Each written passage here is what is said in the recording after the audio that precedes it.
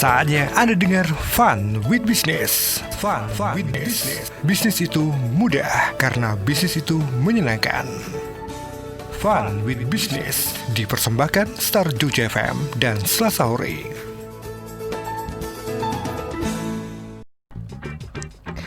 Dari Jalan AM Sangaji 41 Yogyakarta.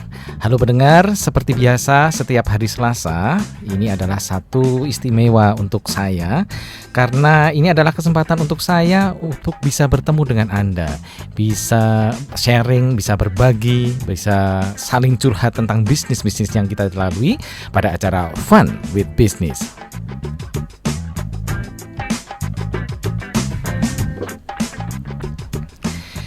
Ya, bukan satu yang kebetulan ketika saya memilihkan lagu Paramitha Rusady tadi tentang nostalgia SMA, karena memang malam ini sangat istimewa tamunya.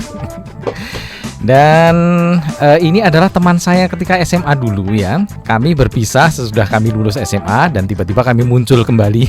Kami bisa bertemu kembali dalam acara-acara reuni dan sampai sekarang kami masih berkomunikasi bagus.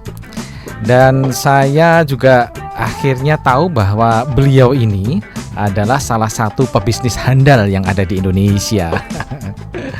Dan seperti biasa, saya juga ditemani oleh teman saya, sahabat saya, Koh Martin. Selamat malam, Koh Martin. Apa kabar? Malam. Ya, alhamdulillah baik. Dan tamu yang tadi saya utarakan adalah salah satu pebisnis handal di Indonesia. Saya akan sebutkan beberapa bisnis yang dikelolanya, ya. Beliau adalah pemilik atau owner dari Cool Communities, yaitu perusahaan di bidang startup ya. Kemudian juga Infosa System, ini di bidang IT dan software, dan juga Homare, pemagangan ke Jepang. Karena memang latar belakang pendidikan teman saya ini salah satunya adalah di Jepang ya. Oke, selamat malam Bagus Mahawan atau Mas Iwan. Selamat malam, Mas Budi. Apa kabar? Baik. Oke. Kita nggak usah formal ya. Iya, nyantai aja. karena biasanya kita bercanda ya. Setiap kita ketemu, baik ketemu secara offline maupun ketemu di beberapa grup. Iya. Ya kita saling curhat juga. Dan salah satunya adalah curhat-curhat bisnis. Mas Iwan, tadi udah diutarakan ya, banyak sekali ini bisnis yang dikelola Mas Iwan. Ya, tapi mungkin orang akan lebih kepingin tahu sebenarnya bagaimana sih dulunya ketika Mas Iwan ini memutuskan untuk berbisnis. Pasti ada langsung berbisnis ketika lulus kuliah, atau mungkin juga ada cerita, oh saya pernah bekerja di tempat atau di perusahaan-perusahaan. Oh iya, enggak Mas, saya enggak langsung bisnis. Okay. Jadi habis lulus kuliah itu saya kerja di sebuah perusahaan robotics ya di Tokyo, di Jepang. Wow, di Jepang? Iya, wow. Selama sekian tahun. Tapi sambil bekerja itu saya cita-cita saya mau usaha sendiri emang. Jadi sekolah bisnis juga. Oke. Sambil kerja ya gitu. Sambil kerja masih sekolah juga? Sekolah bisnis. Oke, sekolah bisnis. Kan sebelumnya kan sekolah saya kan engineering ya. Oke. Gitu. Jadi kerja sekitar 4 tahun. Iya. Terus ya udah saya memutuskan kayaknya harus mulai bisnis gitu. Iya. Cuman tempatnya di mana waktu itu memang belum diputuskan. Iya, oke. Ya, dengan latar belakang pendidikan engineering ditambah lagi pendidikan bisnis ya. Akhirnya sesudah 4 tahun bekerja di perusahaan asing itu memutuskan untuk berbisnis. Betul. Okay. Dan awalnya sih saya pengen bisnisnya itu bukan di Indonesia, karena saya permanent resident di Jepang, jadi ingin buka usaha di Jepang. Jadi udah persiapan buka usaha. Nah tiba-tiba ya bapak saya sakit, jadi saya harus pulang ke Indonesia. Ya sudah pulang ke Indonesia, tapi tetap saya usahalah berusaha di Jakarta gitu ya. Di Jakarta. Di Jakarta. Ya, dari awal mulanya di Jakarta ya. Oke. Ya. Sakjana di Jogja wae ya. Terus yang di Klaten gimana? Yang di Klaten masih ada Mas. Masih ada ya. Oke. Ya, pendengar, sebelum saya lanjutkan perbincangan ini ya, seperti biasa Anda bisa bertanya-tanya di sini, bisa curhat juga. Ada Koh Martin yang akan mungkin bisa menyelesaikan masalah-masalah bisnis Anda juga, atau juga seputar bisnisnya Mas Iwan nanti ya. Seperti biasa di 0818621013. Dan acara ini juga bisa Anda ikuti secara live di Instagram kami @starjogja @starjogja FM ya. Oke, seperti biasa malam ini juga ada banyak hadiah yang kami sediakan ya. Ada gift, ada souvenir cantik dari Ani Jewelry, dan juga nanti ada beberapa voucher dari ND Decoration, dari Ibu Dia ya. Jadi jangan sungkan-sungkan untuk bertanya, sekali lagi ke 0818621013. Mas Iwan, bisnis pertama yang dibuka di Jakarta ini apa ini? Bisnis pertama saya itu Infosa Sistem IT itu. IT. Kenapa IT? Karena kan waktu itu mulai berkembang lah IT. Di Indonesia sih belum, tapi cuman di Jepang, di Amerika dan lain itu IT itu mulai berkembang pesat. Dan kebetulan saya di sana juga bekerja di robotics yang mendekat ke IT juga, sehingga saya pikir kenapa harus memakai tenaga orang Jepang, which is mahal ya, sangat mahal. Ya udah, orang Indonesia juga pintar-pintar kok. Saya pikir kan, pintar-pintar ya sudah. Saya mulai berusaha di Indonesia terus mencari tenaga-tenaga IT. Gitu. Ya. Dan berhasil untuk mendapatkan tenaga kerja Indonesia, karena mungkin masih standarnya udah tinggi banget. Ya, gitu Mas. Jadi gini, dibilang berhasil enggak 100% gitu loh. Jadi gini, agak kaget juga ya, culture-nya gitu. Makanya sebenarnya orang Indonesia tuh dibilang pintar-pintar, ya head to head dengan orang asing bisa mungkin menang ya. Tapi sudah masuk ke suatu sistem, kita suatu perusahaan terus bekerja, ada komitmen terhadap klien dan lain-lain. Nah itu kita harus bangun culture yang mungkin lebih ya seperti luar negeri. Nah itu saya sedikit shock, sehingga ya dibilang pernah gagal di situ kaget, soalnya kaget juga ya. Ya jadi Jepang yang begitu sophisticated, semuanya serba perfect, tiba-tiba harus ke Indonesia. Jadi banyak kendala juga di samping SDM-nya mungkin belum siap, bukan dari sisi ini loh, bukan dari sisi kecerdasan loh, belum siap itu, tapi infrastruktur juga sih. Kaget dong. Pulang ke Indonesia kan internetnya masih dial up itu loh. Ko Martin punya cerita ya. Banyak sekali teman-teman kita yang berpendidikan luar negeri, kemudian juga mengakses teknologi luar negeri yang sudah mungkin jauh meninggalkan Indonesia, tiba-tiba harus memulai bisnis di Indonesia. Gimana itu kok? Jadi di sini tuh kalau mungkin butuh sesuatu hal yang kadang-kadang itu masih tidak, kalau bahasanya orang luar itu kan kita tuh prinsipnya gotong royong, tapi prakteknya gotong royongnya itu kalau cuman ada acara aja. Jadi kenapa mereka bisa jadi satu gitu, karena mereka sudah satu pemikiran. Ini saya mewakili negara saya mewakili kebangsaan saya. Jadi itu sudah muncul di dirinya. Jadi kalau dia malu gitu loh, budaya malunya itu sangat luar biasa kalau di luar negeri. Kalau di sini tuh malu-maluin. Iya. Gitu. Transformasi teknologi itu masih kurang ya kok ya. Jangankan teknologi, yang kemarin ini baru saya dapat cerita dari Singapura juga gitu kan. Itu saya sebut nggak apa-apa lah, rempah-rempah gitu, rempah-rempah. Nah, kalau Singapura itu ada tender dari luar negeri, dari Belanda atau dari mana kan juga sebetulnya itu kan pintu ekspor impor juga loh di Singapura. Nah, itu yang terjadi adalah sinergi dari beberapa perusahaan. Yuk kita rapat, ada asosiasinya, kita rapat, kita meeting, terus ini mau dikasih harga berapa, terus kita Singapura ini nanti bagi-bagi aja gitu. Jangan main sendiri gitu loh. Nah, kalau di Indonesia enggak, nanti sana ngajuin proposal sendiri, sini ngajuin proposal sendiri, sana ngajuin sikut-sikutan. Gitu ya. Oh iya betul. Ya, ini juga dialami oleh Mas Iwan ya. Bagaimana transformasi baik budaya maupun teknologi yang mungkin berbeda aja. Kalau teknologi mungkin ada kesenjangan juga gitu. Ya, betul. Ya, saya tahun 2006 tuh ngerasain udah kayak 4G ya di Singapura itu. Iya, 2006. Iya betul. Kalau teknologi memang jauh ya. Saya waktu di sana itu terakhir 2004 tuh 48 Mbps. Balik ke sini kan dial up ya. Tapi ya sekali lagi mungkin gini, walaupun teknologi dan infrastruktur itu merupakan suatu hambatan ya, tapi justru di suatu negara atau daerah yang belum tertata sistemnya itu adalah bagi pebisnis harus dilihat sebagai kesempatan. Iya, kalau sudah tertata rapi infrastruktur dan sistemnya, itu tuh kita tinggal jalan. Tinggal jalan banyak nanti kompetitornya. Tapi diberantakan dan kita membuka sesuatu di situ, itulah kesempatan yang besar. Oke, ya. Katanya ya. Bukan kan?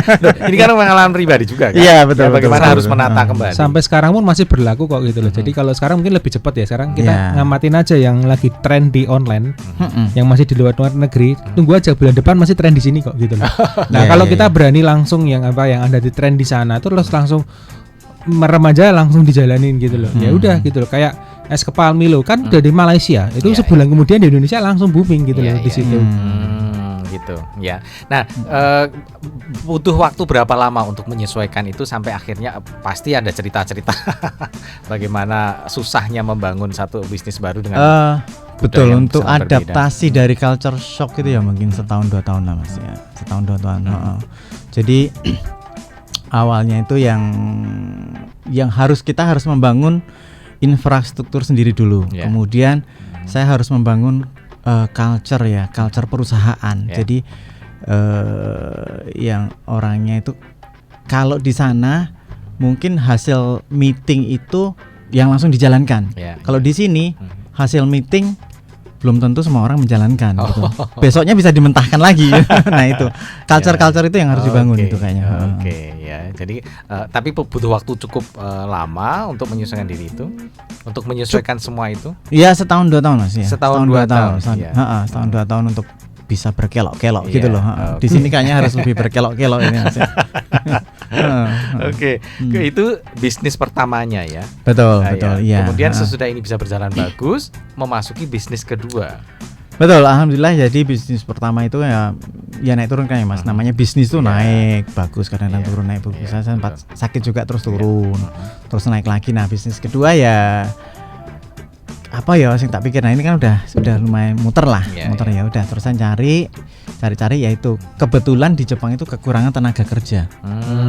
Apapun kekurangan tenaga kerja apapun di Indonesia di Indonesia kelebihan. Apapun. Nah di Jepang mereka membuka istilahnya program yang namanya magang di Jepang. Ya namanya magang tapi bekerja sambil belajar lah ya. Itu. Nah ya itu kita sambut itu gitu. Sampai sekarang. Sampai sekarang. Nih COVID di Jepang ada lowongan apa nih? Ya sementara COVID sih ditutup kan mereka kayak orang asing kan ditutup. COVID lowongannya apa ya? Apa ya? Buat masker di Jepang. Iya, masker paling sih. Oke. Ya, dan itu sudah berjalan dari tahun berapa sampai berapa tentang program pemagangan? Kalau pemagangan sih masih baru Mas. Jadi kita start tahun kemarin. Kenapa? Pemagangan itu izinnya susah. Jadi kita sedikit berbeda dengan seperti kayak PJTKI. Ini program resmi pemerintah Jepang dan program resmi pemerintah Indonesia. Jadi mereka itu bekerja sama untuk membuat program ini. Dan kami salah satu yang mendapatkan izin untuk mengirim itu. Ngurus izin susah banget. Sana pakai face shield enggak Mas di sana tuh? Apa cuma sekarang ada enggak tuh face shield? Apa cuma di Indonesia aja pakai face shield gitu? Karena kan lebih efektif efisien masker toh. Dan di sana udah biasa pakai masker kan. Betul. Kayaknya di sana cuma masker toh ya. Enggak ada face shield ya? Enggak ada. Jadi face itu muncul dari mana? Inefisiensi sebetulnya gitu ya. Oke. Masker tok. Dan sekarang di sana udah mulai offline. Maksudnya sekolah udah mulai sekolah biasa. Gitu. Iya. Iya. Tapi belum bisa ketemu keluarga yang di sana berarti ya? Nih gini. Belum. Kan ditutup tuh. Bandara tutup dari Asia. Oke. Nah, untuk yang startup ini Nah, kemudian dari tahun kemarin juga sama, cuman launchingnya tahun ini tuh saya join dengan teman-teman ya. Awalnya jadi ide teman-teman itu backgroundnya adalah di Indonesia itu orang tuh mulai banyak lari, sepeda dan renang. Iya. Mungkin Mas Budi bisa lihat sendiri kan. Betul. Akhir-akhir sepeda itu seberapa besarnya. Nah, itu kita kita tangkap antisipasi itu mungkin sekitar 3 tahun yang lalu. 3 tahun yang terus terang ya aku nggak bisa sendiri ya nangkep ya. Jadi pas ngobrol-ngobrol dengan pengusaha Jepang cuman ini ya Iwan mungkin 4 tahun lagi sepeda dan lari pasti booming di Indonesia. Itu pengusaha Jepang. Oh iya, udah diprediksikan dari dulu. Oke. Kalau kamu bikin IO lari atau sepeda atau buka toko sepeda yang mahal. Mosok sih tak pikir gitu. Ini bener ya, Mas? Ya kan sekarang sepeda harganya selangit. Iya betul. Yang mahal laku. Betul. Nah dari situ terus saya buka startup itu yang isinya aplikasi untuk mensupport orang-orang yang suka berolahraga. Nah orang-orang yang suka berolahraga ini definisinya yang olahraganya rutin 2 kali, sekali seminggu atau 2 kali seminggu lah. Nah di situ ada misalnya kita menemukan komunitas bareng-bareng di situ kayak Facebooknya sports gitu loh. Kayak Facebooknya sports. Jadi kita bisa upload apa foto, video dan lain-lain. Tapi kita bisa menemukan trainer juga atau coach di situ. Aku pengen cara gayuhnya, cara goesnya itu lebih bener. Nah, nyari trainer baik offline maupun online. Online trainer juga ada. Kelebihannya online trainer kan trainernya bisa di Medan. Yang kitanya di Surabaya dan lain-lain gitu. Bisa juga trading di situ. Jadi gitu. Apapun yang dibutuhkan oleh para goeser ini terjawab di aplikasi tapi ini. Sebenarnya nggak hanya goeser, pelari, renang, gym, golf, yoga, pilates, banyak mas.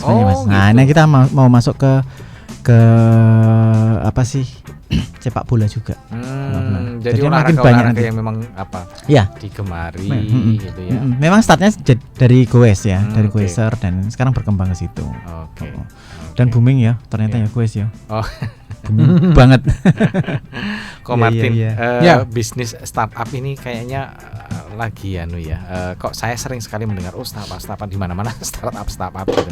Ya kalau istilah ini kan mulai populer tuh kalau menurut saya awal-awal masuk ke 4G gitu. Jadi ini dunia yang serba semuanya orang itu sekarang butuh data dan data itu butuh dipantau. Dan akhirnya ini jadi kebutuhan semua orang dan dengan kondisi 4G ini interaksi manusia yang akan agak beda. Di situ akhirnya butuh aplikasi-aplikasi baru gitu. Betul. Dan Mas Iwan bisa menangkap itu ya, bisa menangkap kebutuhan itu. Iya. Oke, bagus ya. Nah, tentu saja ada banyak semacam mungkin karena masalah ini ya, pandemi ini ada banyak sekali yang harus disesuaikan dari semua bisnis itu gitu Mas Iwan. Ada sesuatu yang mungkin emergency yang harus ditangani gitu. Betul, ini kan kita baru launching untuk startup saya itu Februari. Lah launching sebulan langsung PSBB. Jadi orang yang tadinya goes jadi langsung nggak boleh ya. Terus kan kaget ya, kita nggak boleh langsung terus terdiam kan. Akhirnya kita putar otak, ganti strategi. Yang tadinya goes offline kita bikin virtual run, virtual goes lah, virtual cycling dan lain-lain. Tambah laris mas. Iya, jadi orang malah jadi ke online semua kan. Iya betul. Jatuhnya ke online. Nah begitu sekarang PSBB udah mulai dibuka, mereka mau goes ya sudah terbiasa dengan virtual itu. Jadi sebenarnya pandemi ini juga salah satu bukan sebuah ancaman tapi juga peluang gitu. Semua masalah itu bagi pengusaha itu harus dianggap sebagai peluang harusnya. Ini semua yang perlu, masalah semakin besar masalah harus dianggap sebagai peluang. Bagus ya. Jadi bukan berarti bahwa masalah itu akan menurunkan bisnis mungkin menurun mungkin bisa menurunkan tapi bukan berarti tidak bisa bangkit lagi. Betul. Saya akan membacakan dulu satu pertanyaan yang dikirim oleh Mas Duta. Halo Mas Duta, apa kabar? Ini dari Mas Duta di Depok, mau tanya Pak, bagaimana cara Bapak mengembangkan bisnis IT ini sehingga bisa eksis sampai sekarang? Trik bisnisnya seperti apa dan bagaimana menghadapi banyak kompetitor? Apa yang Bapak lakukan supaya tetap dikenal masyarakat dan agar konsumen selalu loyal? Sejauh ini kendala dalam berbisnis ini apa saja? Ya loyal ya, seperti juga Mas Duta yang loyal pada acara Fun with Business ya. Terima kasih Mas Duta pertanyaannya. Silakan Mas Iwan dijawab. Terima kasih pertanyaannya ya, Mas. Kuncinya ya kalau dilihat sekarang itu adalah kita fokus di bisnis tersebut. Jadi kita ngembangkannya itu pertama positioning kita sebagai perusahaan IT, kita mau head to head bertempur dengan kompetitor atau kita mencari posisi sendiri sehingga kita di blue ocean, jadi tidak ada kompetitor di situ. Nah, saya memposisikan diri perusahaan IT saya itu adalah dengan klien-klien perusahaan Jepang baik yang ada di Indonesia maupun yang ada di Jepang. Nah, waktu itu memang belum ada komputer. Jadi positioning kami pas. Kami satu-satunya perusahaan yang serve ya atau melayani perusahaan-perusahaan Jepang yang ada di sini dan yang di Jepang gitu. Satu ya. Terus yang kedua adalah ya kita terus-terusan itu mengembangkan SDM. Ternyata SDM itu yang paling penting. Betul, SDM, apalagi di Indonesia. Betul. Dengan situasi yang sangat berbeda ya. Itu nggak hanya hard skill. Kalau perusahaan IT contohnya nggak hanya pinter programming, nggak hanya pinter bikin software, tapi bagaimana kita menempati waktu. Jadi misalnya deadline-nya 30 September ya 30 September tuh harus ini. Jadi culture itu sama soft skillnya SDM. Yang soft skill itu ilmu komunikasi, ilmu laporan dan lain-lain itu kita kembangin, itu penting itu gitu ya. Ya, jadi tetap fokus pada itu ya. Jadi pokoknya yang penting fokus dulu lah pada bisnis ini ya. Betul. Tidak terlalu memikirkan kompetitor sana sini justru karena kita lupa pada bisnis kita. Ya, betul, karena betul. terlalu sibuk ya dengan kompetitor kita. Oke. Gitu Mas Duta ya. Moga-moga bisa terjawab. Tadi sudah disampaikan oleh Mas Iwan tentang bagaimana memulai usahanya, mengembangkan dan lain-lain. Nah, sekarang ini mungkin ini yang menjadi topik utama ya. Kalau jatuh harus bangun lagi ya, Mas Iwan. Pernahkah Mas Iwan mengalami masa-masa seperti ini? Harus jatuh, harus dalam kondisi-kondisi yang tidak baik ya, dalam kurung buruk misalnya. Ya, tentu saja Mas. Ya. Saya kira sih semua pengusaha atau pebisnis itu tidak pernah tidak mengalami kejatuhan atau masa-masa yang sulit, masa-masa yang berat itu. Demikian juga saya ya. Jadi waktu bangun usaha itu itu kan masih muda ya, masih muda Mas. Jadi seakan-akan itu tahun pertama itu seakan-akan kita mengubah dunia. Aku punya teknologi, punya inden, menggoyang dunia dengan impian yang sangat ideal gitu Mas. Nah ini nih terus mulai jalan setahun dengan tim kita kan, kita nggak sendiri, kita punya tim. Dengan tim kita jalan setahun, kok agak susah ya gitu kan. Waduh, susah. Kita harus ada revisi sana, revisi sini. Mulai masuk tahun ketiga, kok berat banget ya gitu kan. Nah ini saya mulai mikir, oh ternyata jadi jatuh atau berat itu kan sebenarnya macam-macam ya Mas ya. Kalau mungkin kalau dilihat-lihat teman-teman saya atau saya sendiri, jatuhnya orang itu bisa karena salah strategi atau salah perhitungan, atau ditipu itu bisa ditipu dengan sengaja maupun tidak sengaja oleh lawannya ya. Atau kena resiko itu ya resiko pandemi atau resiko misalnya gempa bumi yang nggak bisa ditindak, dihalang-halangi, nggak bisa dan itu prediksi dan lain-lain ya, macam-macam gitu. Nah kalau saya itu kelihatannya itu salah perhitungan. Salah perhitungan satu adalah perhitungan tentang teknologi dan SDM kita. Yang kedua masalah duit. Saya pikir membangun perusahaan IT atau software itu dengan duit pas-pasan yang seperti saya punya itu cukup. Ternyata nggak cukup sama sekali, gede. Nah, kita harus prediksi bahwa modal kita itu memang harus sesuai dengan bisnis yang kita bangun. Ini modal terlalu kecil, ibaratnya ya sidik-sidik udah habis kan. Kita akan kerepotan di cash flow. Nah, saya jatuh bangunnya di situ di awal-awal. Cash flow saya itu berat banget. Sebenarnya ini kalau dalam saya setelah belajar ya, ternyata emang ada kelas-kelasnya gitu. Kalau udah tahun pertama itu ya gurunya harus ada guru atau mentornya yang kelas 1. Kelas 2 ya kelas 2. Nah, kalau sudah seperti kasus Pak Iwan ini udah harus punya konsultan keuangan sendiri gitu. Yang bantu memprediksi. Ternyata kalau sudah level 3, level 4 tuh harus punya saving untuk dana cadangan yang cukup gitu loh, sehingga karena ini pasarnya udah terbentuk dan ada, cuman kadang kondisi tertentu tuh digoyang sidik. Nah itu ada harus dana cadangannya itu. Dulu saya pernah belajar paling enggak tuh minimal 8 bulan ke depan itu dana cadangan untuk gaji karyawan tuh ada gitu, 8 bulan ke depan. Itu salah satunya gitu ya, Mas, ya. Operasional ke depan tuh yang kedua. Nah yang ketiga itu semuanya istilahnya tidak ada pemasukan sama sekali pun itu 8 bulan masih bisa bertahan. Untuk dirancang kalau ada gempa bumi, kalau ada pandemi gitu. Jadi bisa bertahan, harapannya 8 bulan itu sudah ada penyesuaian dari masyarakat dan ada penyesuaian dari konsumen sehingga perusahaan itu bisa siap. Nah di era pandemik ini yang mengetahui informasi ini sangat sedikit gitu loh, dan saya termasuk cukup beruntung tahun kemarin dapat informasinya itu. Jadi ini terutama kelemahan yang sering terjadi atau sering dialami oleh para pengusaha-pengusaha ya kok ya. Mereka nggak siap dengan ini. Bahkan mereka sudah tahu akhirnya cuek. Nah, begitu kena pandemi gini, oh iya tenan lah. Gitu. Iya. Oke. Jadi ada satu apa ya? Mungkin ini culture atau apa ya, orang Indonesia kalau udah agak berhasil dikit aja konsumsinya yang yang dinaikkan, bukan justru malah untuk apa saving tadi seperti Koh Martin cerita ya. Bahwa ternyata itu ya yang sering membuat kita jatuh juga seperti itu ya. Kita nggak siap gitu. Ya kan kayak perusahaan teman kita itu yang Pak Yoyo SS itu kan itu tidak ada satupun karyawan yang dirumahkan gitu loh, karena ini aset yang sudah jadi gitu loh. Kalau ada satu aja yang berubah, khawatirnya nanti yang lain terpengaruh gitu loh. Misalkan ada satu yang di PHK gitu atau dirumahkan, itu yang lain kan moralnya betul gitu. Tapi kalau ini diupayakan ditahan sekenceng-kencengnya, sekuat-kuatnya, mending saya jual rumah, mending saya jual mobil untuk mempertahankan tim ini. Wah, timnya ini tambah saya nggak dipecat tapi juraganku ini mobilnya dijual, gue mempertahankan putaran uangnya itu loh di situ. Iya. Karena ini aset yang udah jadi dengan konfigurasi hampir 100 cabang itu kan nggak gampang bangun itu gitu loh. Nah ini kalau ada konfigurasi yang nggak pas satu aja kan bisa fatal. Jadi mending ini tetap harus dipertahankan. Oke, apalagi sudah besar sistemnya, udah terbentuk seperti itu ya.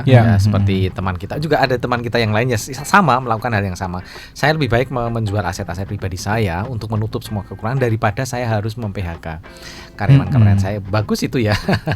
Dan tapi masalahnya mental seperti itu yang kadang-kadang tidak semua orang punya gitu ya. Betul. Iya. Dan Mas Iwan sampai seperti itu apa enggak waktu itu ketika ternyata sulit sekali masalah tadi finansial tadi. Kebetulan kalau pas pandemi ini alhamdulillah seperti yang Ko Martin tadi sampaikan ya, saya masih ada dana cadangan kok. Jadi kita belum sampai untuk merumahkan atau mem-PHK satu karyawan pun ya. Jadi karyawan masih bertahan. Tapi dulu waktu masih berat. Itu walaupun saya sudah jual aset dan sudah habis ya, hampir habis, tetap saja masih berat sehingga saya terpaksa mem-PHK akan mem-PHK beberapa orang. Saya sampaikan ke beberapa karyawan itu. Tapi mungkin ya kita membangun suatu budaya perusahaan yang mereka itu dekat. Jadi ketika saya mau mem-PHK, beberapa karyawan usul, Pak, kita jangan mem-PHK satu orang pun, gaji kita potong setengah semua aja. Kita bareng-bareng untuk membangun perusahaan bareng-bareng. Itu saya hampir nangis tuh rasanya.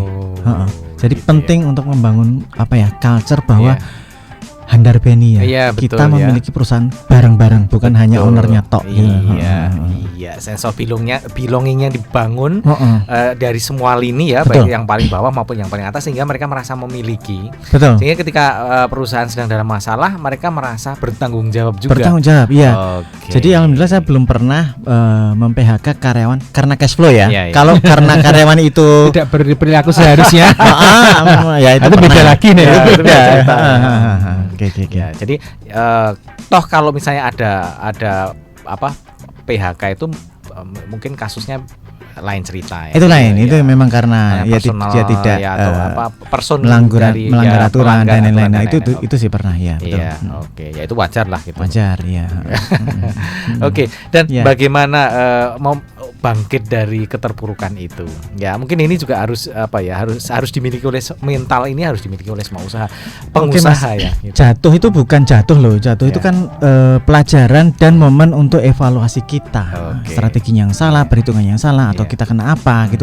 Justru jatuh itu harus dialami sehingga kita dapat pelajaran yang kedepannya lebih hati-hati lagi dari pengalaman kita kan. Kita belajar dari pengalaman kita dan juga kita harus belajar dari pengalaman orang lain. Nah setelah jatuh ya harus bangkit. Nah bangkitnya gimana? Tergantung jatuhnya gimana. Gitu. Kalau cash flow ya nanti kedepannya hati-hati terhadap cash flow. Gitu. Ya kalau mau ngomongin gimana hati-hati terkait bisa panjang nanti. Artinya intinya adalah bagaimana kita belajar dari pengalaman kejatuhan kita atau kesalahan kita. Mungkin kejatuhan itu bukan masalah cash flow saja, mungkin bisa jadi kita salah langkah salah ambil keputusan atau mungkin salah prediksi juga dan lain-lain ya. Betul. Ko Martin, tidak semua pengusaha kan memiliki seperti itu ya. Ketika seperti tadi Ko Martin cerita, dia sudah siap-siap 8 bulan ke depan, bahkan ketika kalau ada sesuatu yang terjadi dia masih bisa survive. Masalahnya ada banyak pengusaha-pengusaha pemula ya baru memulai saja sudah ada masalah gitu kok. Nah ini bagaimana cara mereka harus bangkit dari ini? Ya, yang saya koreksi itu kadang-kadang membuat bisnis itu adalah garis finish dipikir. Sudah punya bisnis sudah selesai gitu loh. Padahal kalau di bisnis itu kita harus yang nggak mudah itu adalah sebagai owner tuh untuk menentukan garis finish berikutnya. Ketika kita mau sampai garis finish yang pertama, itu kita harus punya garis finish yang kedua, gitu loh. Kalau kita udah sampai garis finish pertama sudah, terus nggak ada motivasi lagi, tidak ada tujuan lagi, ya akhirnya perusahaannya berhenti di situ. Nah, sedangkan perusahaan berhenti di sini gampang dilibas dengan teknologi, dengan persaingan, itu langsung gampang banget. Makanya kita harus punya visi, itu sesuatu hal yang bisa diperbarui setiap tahun dan setiap saat, dan ada mengalahkan dirinya sendiri gitu loh.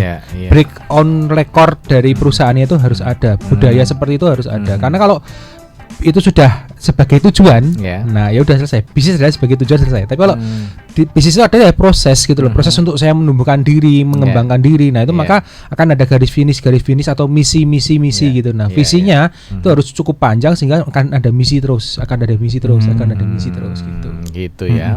Ya jadi bukan bahwa saya membuka bisnis itu sudah merupakan titik akhir dari perjalanan. Justru malah membuka bisnis ini adalah satu awal dari perjalanan ya. Pak Budi pernah ngerasain tuh mungkin.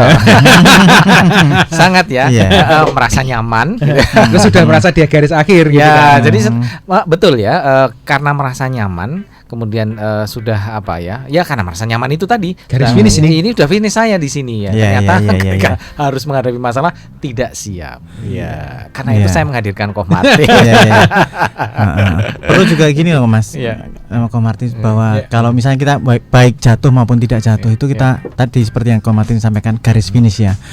Kalau contohnya kita jatuh terus kita down kan mentalnya, down. Nah, terus aku kok gagal, aku nggak bisa apa-apa. Mental itu perlu diperbaiki. Nah, kita perlu membuat suatu garis finish yang kemarin sampaikan, tapi jangan susah-susah, jangan tinggi-tinggi. Yang kecil-kecil aja, kita ciptakan suatu yang bisa kita capai, yang 100% kita capai. Nanti kita ciptakan suatu quick win yang kecil-kecil gitu. Kita sukses sedikit untuk menumbuhkan rasa percaya diri kita dulu. Jadi berhasil, terus tetapkan garis finish berikutnya, milestone berikutnya, berhasil sehingga kita rasa percaya dirinya bangkit gitu. Nah, itu memang harusnya seperti itu, karena kalau nggak bisa dicapai, akhirnya nanti kemblekan atau kejatuhan gitu. Jadi misalkan kita ibaratkan sebuah pohon yang cukup tinggi yang ingin kita taklukkan, itu kalau dipotong langsung bawahnya ya udah nggak jelas, itu nanti jatuhnya kemana, nibani sopo, malah gawe geger dan lain sebagainya. Nah caranya adalah ya naik paling ujung, dipotong ya 1 meter, sebisanya turunin 1 meter, turunin 1 meter, turunin 1 meter, turunin, habis juga kan. Gitu loh. Kalau caranya tepat pasti juga kita bisa memanen sesuatu hal yang besar dan gede gitu loh. Tapi kalau kita nggak tepat, nambang gitu ya, salah lokasi, salah tempat, betul. Gitu. Tapi kalau kita bisa, sini maju bangun pondasi, sini maju bangun pondasi, sini maju bangun pondasi, itu bisa satu freeport itu bisa terhabis dengan baik gitu loh. Step by step ya. Bukan kemblekan gitu, karena perlu pemetaan. Nah, perlu pemetaan dan konstruksi yang kuat. Nah, bisnis juga gitu. Kita perlu pemetaan dan konstruksi yang kuat dari SDM, dari peralatan, itu juga sama di situ. Di bisnis itu seperti itu. Karena kalau nggak ada bayangannya seperti itu, akhirnya mau ngapain? Pokoknya mau nambang emas gitu. Ya udah, nanti tinggal tunggu masalah waktu dia ada longsor, ada apa, walaupun itu mungkin terjadi juga gitu loh. Nah, sekarang ini lebih canggih lagi, macam-macam alatnya. Nah, itu harusnya dipakai semua sehingga bisa prediksi gitu loh, simulasi gitu. Nah, itu ada. Nah, itu bagian dari startup tuh nanti.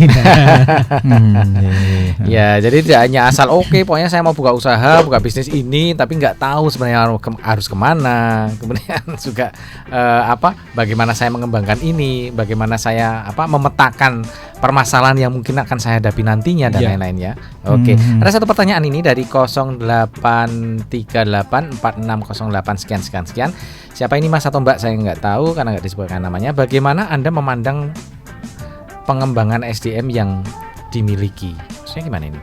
Bagaimana Anda memandang pengembangan SDM yang dimiliki? Mungkin bagaimana mengembangkan SDM gitu ya. SDM, betul. SDM itu adalah, makanya akhir-akhir ini disebut dengan human capital ya, bukan human resources ya. Oke, sekarang human capital. Human capital. Kenapa? Capital itu kan modal. Jadi SDM itu salah satu dari modal sekarang. Jadi modal justru yang sangat penting. Ya walaupun bisa disebut dengan resources juga ya. Nah, sebelumnya kan kalau perusahaan tuh yang penting kita itu bagaimana memanage dengan baik resources kita atau sumber daya kita. Sumber daya itu apa aja? Financial resources. Jadi sumber daya keuangan. Kemudian sumber daya manusia. Human resources. Sumber daya alam, natural resources kalau perusahaan kita bergerak dalam bidang sumber daya alam. Atau yang terakhir adalah, yang paling penting adalah time resources, sumber daya waktu. Nah itu dia. Paling penting. Waktu kita manage dengan baik, SDM kita manage dengan baik, itu insya Allah itu bisa maju ya. Nah, bagaimana memanage SDM? Itu adalah membangun suatu culture perusahaan yang baik. Kapal itu kalau perusahaan kalau orang-orangnya di dalam kapal itu semuanya baik-baik, tapi mereka mendayungnya ke arah yang berbeda-beda, tidak sesuai dengan nakoda. Kapal itu kan muter-muter tok di tempat. Nah, kita membangun suatu culture agar mereka mendayung ke arah yang sama, timur ya timur semua. Gitu. Dan membangun suatu sistem agar SDM itu saling mensupport, bukan saling sikut-sikutan. Saya lihat banyak perusahaan lain itu SDM itu sikut-sikutan. Betul. Untuk naik jabatan. Itu leadernya harus harus jeli untuk melihat itu ya. Gitu ya. Jadi bagaimana bisa menyamakan visi. Betul. Ya, menyamakan visi dari SDM kita sehingga kita punya satu visi, satu tujuan, sehingga ketika harus ke arah mana perusahaan ini akan dikembangkan. Betul. Enggak jalan sendiri-sendiri, enggak sikut-sikutan. 90% dari karyawan itu tidak tahu visi atau misi perusahaan lo di dunia ini menurut survei itu. Oh gitu ya? Oh, jadi mereka hanya kerja aja gitu. Asal kerja aja. Tidak tersampaikan ke karyawan. Sebenarnya jadi cuma di direksi aja visi itu. 90% nggak tahu. Jadi mereka mau kemana? Ya, ini fatal ya kok ya. Fatal atau enggak? Kalau mau di total semua perusahaan, bahkan semua perusahaan yang ada itu ya mungkin cuma 20% yang punya visi. Atau kesulitan karena dia akhirnya tidak tahu saya bisnis itu posisinya di mana dan mau kemana. Itu tadi tidak tahu juga di situ. Apa yang ingin dibangun itu juga nggak tahu gitu, dan itu emang tidak mudah gitu menyelaraskan pemikiran gitu. Apalagi kalau saya selalu sampaikan, tipikal kita itu bukan orang tipikal managing. Kebanyakan tipikal dari kita tuh kalau nggak produksi ya selling. Padahal visi itu biasanya di tipikal orang managing, manage depan dan belakang, dan semuanya itu sangat butuh banget sebetulnya. Gitu. Juga kebanyakan juga sarjana manajemen kita ya cuma lulus saja tapi nggak paham ada visi misi, itu nggak paham juga kebanyakan. Gitu. Tapi itu penting ya kok ya. Setiap perusahaan harus punya visi yang jelas. Harus. Setiap orang Enggak, kalau kita bicara tentang perusahaan ya harus jelas, dan itu harus diketahui semua dari lini paling bawah sampai paling atas. Ya, biasanya terselamatkan mereka dengan punya culture atau mereka punya kesamaan background itu agak lumayan bantu gitu loh. Ya, jadi pola pemikirannya agak sama dan tujuannya hampir sama gitu. Tapi kalau itu sudah tidak ada sama sekali ya udah, itu akhirnya cuman jalan tidak jelas ke arahnya kemana dan posisinya jelasnya nggak di mana gitu. Udah gitu. Buka tapi nggak ada yang ingin dicapai gitu, terus ya sudah gini aja. Jalan kok. Visi itu kalau tersampaikan ke karyawan, karyawan tahu dalam keseharian itu dia harus apa. Contohnya visi itu kan mimpi kita di depan kan. Nah, itu bisa terjemahkan dalam misi. Nah, gampangnya dibagi-bagi. Misalnya kita akan menjadi perusahaan yang produk kita kualitasnya tertinggi walaupun mahal. Misalnya. Berarti karyawan itu akan termindset bahwa bikin produknya itu dengan kualitas yang tinggi, nggak peduli dengan mahal atau tidak. Atau divisi yang lain lagi, ini perusahaan akan membuat produk yang murah, tapi bisa dipakai murah bisa. Jadi karyawan kalau tahu ya sudah, berarti berusaha seefisien mungkin membuat produk itu agar murah. Itu pentingnya satu visi, apapun itu visi ya. Itu penentuan identitas. Kadang-kadang emang kalau perusahaan baru awal-awal, apalagi kalau ownernya lebih dari satu, nah itu penentuan identitasnya yang bersama-sama itu yang perlu susah sekali ya. Memahami karakter dulu. Betul. Nah, terus habis itu nanti akhirnya menyampaikannya bukan menggurui tapi mengedukasi, gitu. Mengedukasi tim. Jadi nggak bisa langsung memasakkan juga gitu, tapi akhirnya dikasih learning gitu loh. Misalkan ya ini kentang, ini nugget tuh dari berulang kali gitu, mungkin kadang nugget sama kentang kebalik-balik ya itu berulang kali dicoba gitu, akhirnya sampai kalau nggak paham terus ya udah coba ini kentangnya dihilangin dulu, nugget dulu tiap hari. Kentangnya mana? Oh, berarti dia udah paham. Oke. Sampai seperti itu. Jadi kita emang harus pelan-pelan gitu. Bahkan kalau beberapa orang kadang-kadang tuh, wah nek untuk hal satu itu kadang-kadang Ko Martin kok telaten banget teliti. Ya emang harus gitu karena ini bukan benar atau salah, tapi kita ingin mengedukasi agar semua timnya itu satu visi gitu. Not telling tapi educate gitu. Mengedukasi. Oke. Menarik ya. Oke, ini banyak sekali informasi-informasi baru. Waktunya sudah. Tapi sayangnya waktunya ya seperti biasa ya. Kita memang kalau pembicaraan yang menarik itu waktu 1 jam kayaknya kurang. Tapi apapun itu pendengar ya, saya berharap apa yang sudah disampaikan Mas Iwan Ko Martin tadi bisa menginspirasi Anda. Mungkin Anda juga punya masalah-masalah yang sama atau bisa menyesuaikan diri dengan apa yang telah disampaikan oleh baik oleh Ko Martin maupun Mas Iwan. Terima kasih Ko Martin, terima kasih Mas Iwan atas kesempatannya, atas waktunya hadir di sini jauh-jauh dari Jakarta. Sama-sama, terima kasih juga.